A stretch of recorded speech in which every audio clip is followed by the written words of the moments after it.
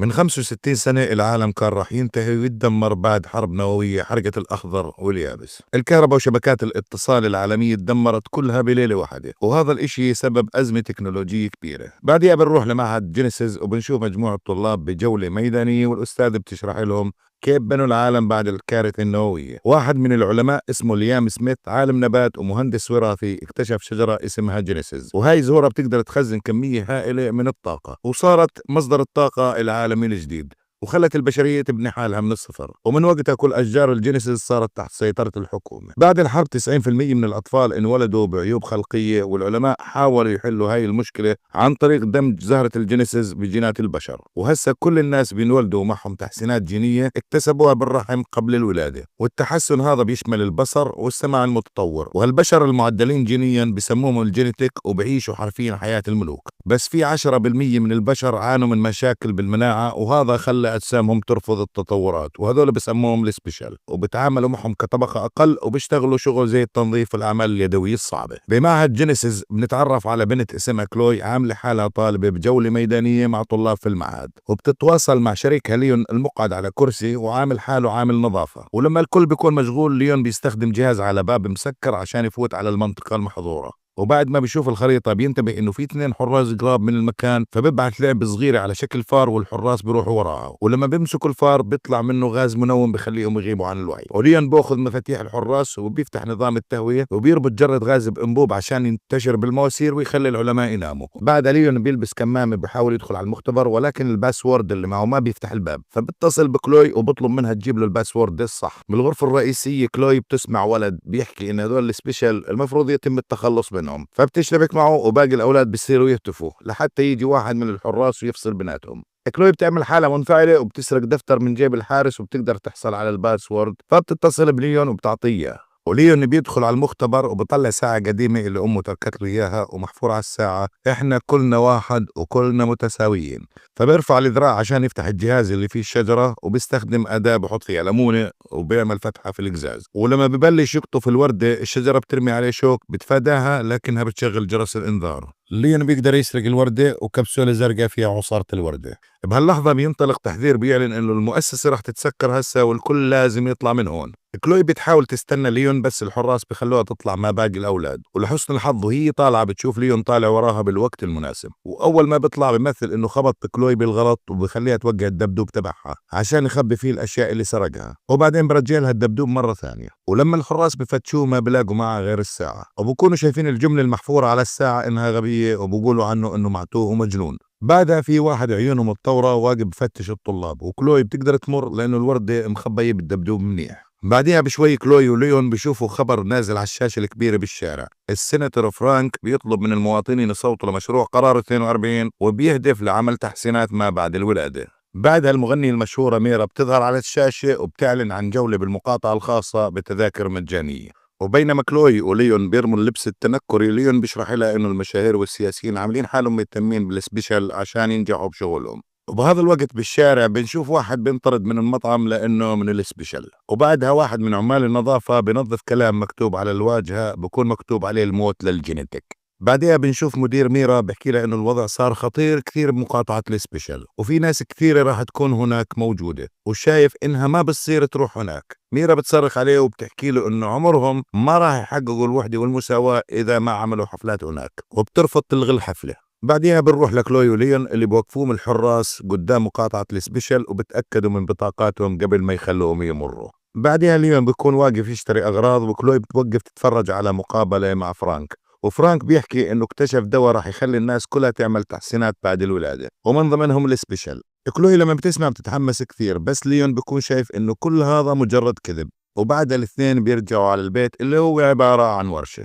كلوي زارع فيها كم نبتة، اما ليون بيكون محتفظ بكم جهاز عنده. ليون ببلش يستخرج الأجزاء اللي فيها الطاقة من الوردة، وبحطها بالأطراف الصناعية لناس كثير من السبيشال عندهم إعاقات، والزباين بيدفعوا لهم فلوس بالكاد بتغطي احتياجاتهم اليومية. وبعد ما بخلصوا كل الزباين بتجيهم مكالمة من واحد بمقاطعة الجينيتك، والشخص بيحكي لهم إنه محتاج تعديل ضروري كثير. كلوي بتحاول تشرح له انهم ما بيعملوا تصليحات برا الورشة تبعتهم، بس ليون بيوافق على طول اول ما بسمع انه الشخص رح يدفع 3 اضعاف السعر. وهذا الاشي بخلي كلوي تنصدم لانها عارفة انه اللي بيعملوه اصلا غير قانوني. بس ليون بيأكد لها انه عارف الطرق اللي بتمر منها الدوريات، غير انه عارف كل الممرات السرية، وهيك بيقدروا يهربوا من نقطة التفتيش بسهولة. بعدها بنشوف مطعم فخم للجينيتك، وبيوصل الاثنين لهناك، والطباخ بدخلهم من الباب الخلفي عشان ما حدا ينتبه عليهم. وبنكتشف انه الطباخ واحد من السبيشال، وبلبس بدلة ميكانيكية بتساعده يتحرك رغم الإعاقة اللي عنده.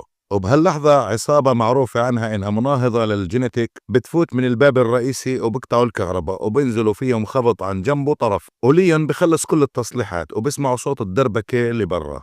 ليون بيطلب الفلوس من الطباخ، بس الطباخ بحكي له إنه بدي أشوف شو الصوت اللي برا هذا، وبس أرجع بحاسبك. هون باقي بدي أطير. العصابة بتكون خلصت على الكل وبرسموا شعارهم على الحيط، ولما الطباخ برجع على المطبخ بكون مصاب وبحكي لهم انه عصابة خلصت على الكل، وبالنسبة للحساب يوم الحساب، وبعديها بموت. الاثنين بيحاولوا يهربوا بس بكل الباب الخلفي مسكر. ليون بيطلب من كلوي تساعده يلبس البدلة الميكانيكية. بعدين دخلوا اثنين من العصابة ولقوا بس جثة الطباخ، لانه ليون وكلوي بكونوا تخبوا، وهم بتناقشوا بالعملية اللي راح يعملوها ثاني يوم، وبقولوا انه في شيء كبير بعدها راح يعملوه. واحد منهم بيقترح فكرة، لكن الزعيم بيهدده وبقول له انهم لازم يلتزموا بالخطة، وبيحكي له يرسم الشعار على الحيط. بطول البخاخ وبتوقع منه ورقة، وكلوي بترفعها بسرعة عشان تشوفها. ولما العصابة بيسمعوا صوت سيارات شرطة بيحاولوا يهربوا، وفجأة ليون بيفقد السيطرة على البدلة، والعصابة ببلشوا يهاجموه، بس ليون هاجمهم بالطناجر والمي السخنة. وبنص المعركة قناع زعيم العصابة بتحرك عن وجهه والكل بيشوفه، ولما بثبتوا ليون كلوي بسرعة بتساعده. باللحظة هاي هو وكلوي بيقدروا يركضوا لجهة الباب، والبدلة كمان بتساعده انه يقدر يفتح الباب، واخيرا بيقدروا يهربوا برا. بس ليون ما بكون قادر يمشي بالبدلة منيح، فكلوي بتضطر تساعده وبتوصله لزقة ضيقة، وسيارات الشرطة بتمر من جنبهم بالشارع، ولحسن الحظ ما حدا بشوفهم. كلوي بتستوعب انه اجر البدلة انكسرت وهي لازم تضل تسنده عشان يوصلوا على البيت. ثاني يوم الصحفيين بيحكوا عن الحادثة وبينشروا صور لليون وكلوي من كاميرات المراقبة، وبكونوا مفكرين انهم تبع العصابة، وبطلبوا من الناس تبلغهم بأي معلومة عنهم وتبعثها للشرطة. كلوي بترتعب لما بتشوف الأخبار، وفي صحفية بتعمل لقاء مع الكابتن هيوز من القوات الخاصة، وبيحكي انه مقاطعة السبيشال هاي هي عبارة عن أرض خصبة للجريمة، وبيعلن انهم راح يبلشوا ينظفوها عن قريب. ليون بيتعرف على وجه هيوز انه زعيم العصابة اللي قابلوه بالمطبخ الليلة الماضية، وكلوي بتطلع الورقة اللي وقعت منهم، بتكتشف انها اعلان لحفلة ميرا وعليها خريطة صغيرة، فبفهموا انه ميرا هي الهدف التالي للعصابة، وناويين يقتحموا الحفل ويلفقوا التهمة للسبيشال عشان يظهروا انهم هم بالسبب بكل المشاكل.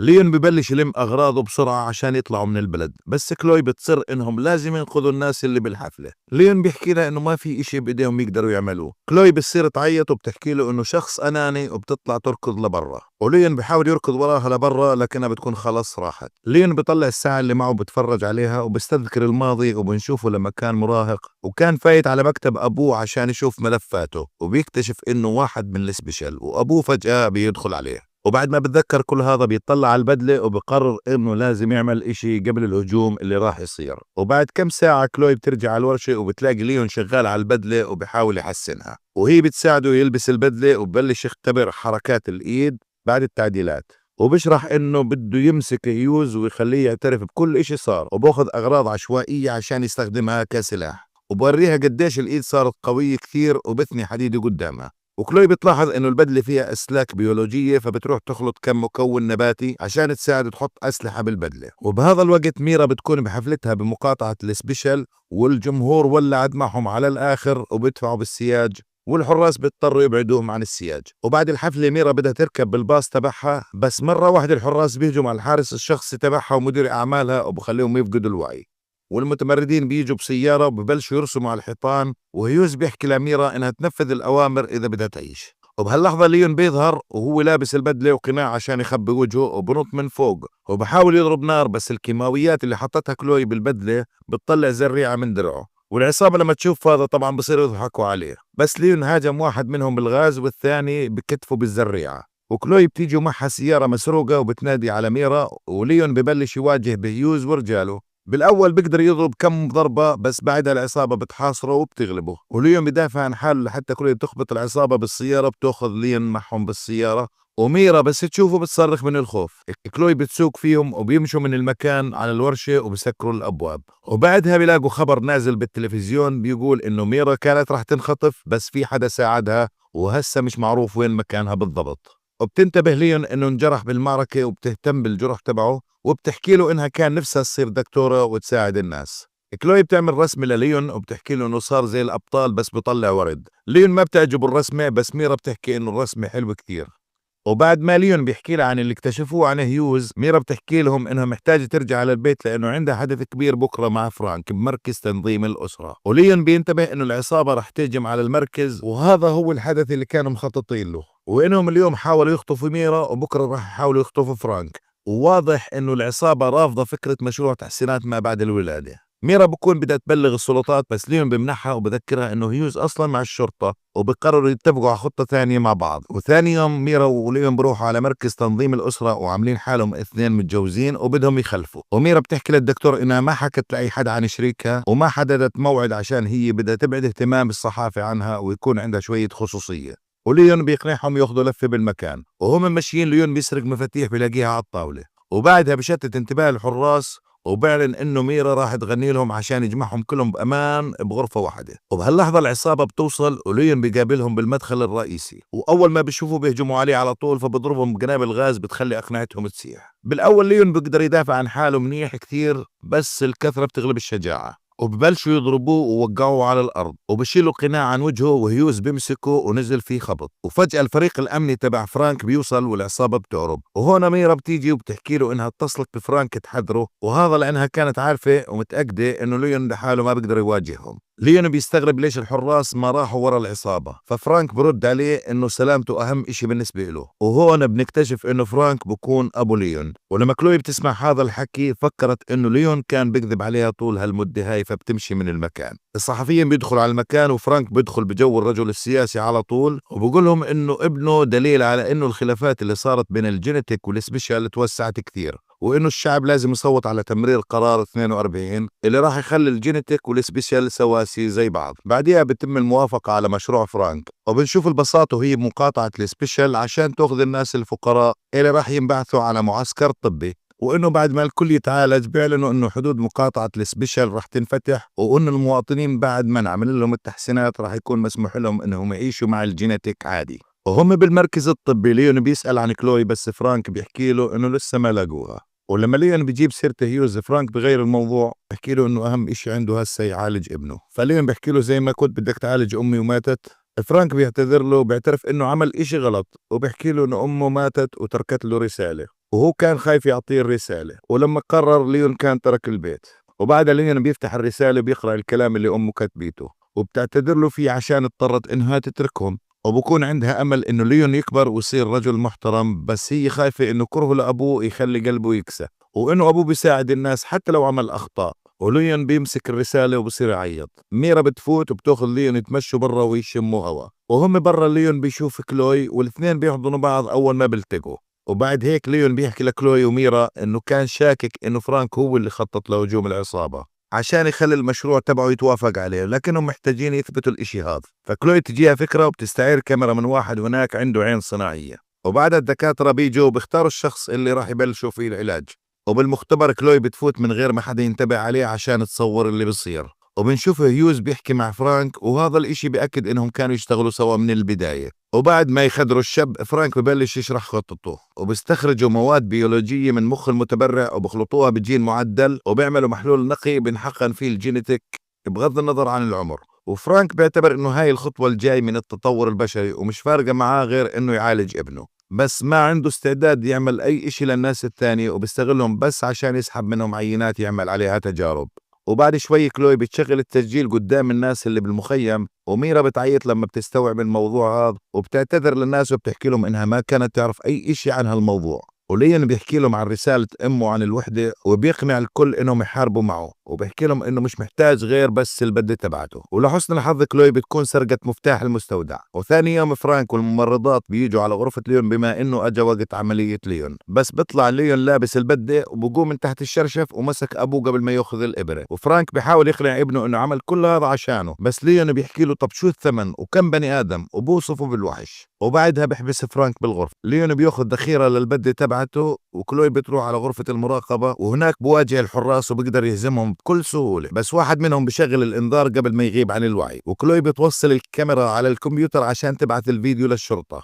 بس بتحكي إنه الموضوع راح ياخذ 5 دقايق. وقبل ما ليون يمشي ويروح ينضم للمعركة، ميرا بتشجعه. وبعدين هيوز بيجي ومعه عصابته، وليون والسبيشال بحاصروهم، وبتبلش بينهم معركة ضخمة. والسبيشال بحاربوا بأشياء عادية زي المواسير، بس لأنه عددهم كبير بيقدروا يواجهوا العصابة. وبدلة ليون بتسمح له هو كمان إنه يتحرك بسرعة ويهزم رجال كثير بوقت واحد. بس للأسف هيوز بيطلب دعم، وبعدها رجال ثانيين من عصابته بيوصلوا ومعهم أسلحة. وبوقت ما ناس كثير من السبيشال بينضربوا بالرصاص، ليون بواجه هيوز رجل لرجل. وبعد شوية معاناة، هيوز بيطير ليون بالهواء وبيجبره انه يهرب. وبعد هيك بغرفة المراقبة واحد بيمسك ميرا من رقبتها، وكلوي بتحاول تساعدها لكنها ما بتقدر عليه. ولحسن الحظ واحد من السبيشال بيدخل وبيضربه وبخليه يترك ميرا بآخر لحظة. وباللحظة هاي الكمبيوتر برفع الفيديو أخيرا، وكلوي بتتصل بالشرطة. بنرجع لليون بكون لسه بواجه هيوز وبزحف على الأرض عشان يوصل على المختبر. بس هيوز بضل ماشي وراه وبضل يضرب فيه. وليون بيستغل الفرصة وبيفتح الجهاز اللي فيه الشجرة وبيضرب على الجهاز اللي معاه بالقزاز عشان يكسره. وهيوز بيمسك ليون وبيضربه وبيجيبه بحضن الشجرة. ولما هيوز بيكون خلص راح يخلص عليه، ليون بيقطف وردة، وهذا بخلي الشجرة تضرب شوك عليه، والشوك هذا بيجي بوجه هيوز وبخلص عليه أخيرا. وأخيرا الشرطة بتوصل للمكان وبيقبضوا على رجال فرانك وهيوز، وبلاقوا كمان إبرة فيها المحلول النقي. وكلوي وميرا بيركضوا على ليون بيطمنوا عليه وبلاقوه لساته عايش. وبعد الأخبار بتحكي عن خطط فرانك السرية، وبيقولوا إنه شخص غامض لابس قناع هو اللي أنقذ الناس، والإشاعات بتحكي إنه ابن فرانك، بس السلطات بتنكر هذا الإشي. وللأسف فرانك بيهرب، وبالمقابل الحكومة بتلغي الحدود والسياسة القديمة، وهسه الكل بيقدر يسافروا بين المقاطعات. وميرا بينجرح زورها وما بتقدر تغني مرة ثانية، بس بتكون مبسوطة كثير بحياتها الجديدة مع ليون. وبعديها بنشوف واحد واقف على الجنب، وبنعرف انه فرانك وجهه مشوه وبكون براقب ابنه. ولهنا وبيخلص الفيلم. فلو عجبكم الملخص ما تنسوا الاشتراك والاعجاب. بشوفكم الفيلم الجاي. سلام.